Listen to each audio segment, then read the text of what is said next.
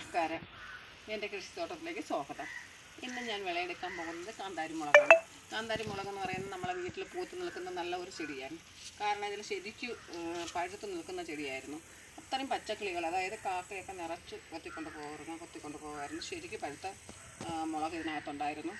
ഒരുപാടുണ്ടായിരുന്നു. ഞാൻ ഒരുപാട് പേർക്ക് ഇങ്ങനെ കൊടുത്ത് ഞാൻ ഇത് മൈൻഡ് ചെയ്യാതിട്ടിരുന്നു. ഇപ്പോൾ എല്ലാവരും പറഞ്ഞ് നല്ല രസമാണ് കാന്താരി മുളക്.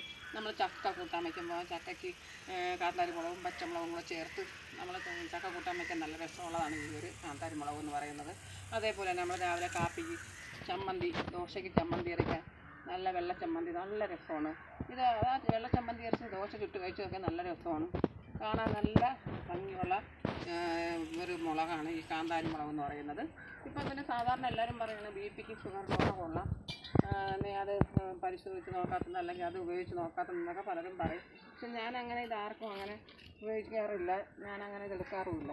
ഞാൻ ഒരുപാട് പേർക്ക്, ഞാൻ എൻ്റെ സുഹൃത്തുക്കൾക്കൊക്കെ ഞാൻ ഒരുപാട് പേർക്ക് ഇത് ദിവസം ഞാൻ ഓരോ പാത്രം നിറച്ച് ഞാൻ പറിച്ചാണ് എല്ലാവർക്കും കൊടുക്കുന്നത്. ഒരുപാട് പേർക്ക് ഞാൻ ഈ കാന്താരി മുളക് കൊടുത്തിട്ടുണ്ടായിരുന്നു. അപ്പോൾ എന്താ ശരിക്കുമുണ്ട് ഇതിനകത്ത് തോനെ കാന്താരി മുളക് നിൽക്കുകയാണ്. ഒരുപാട് കാന്താരി മുളകുണ്ട്. ഒരുപാട് പഴുത്ത് പോയി.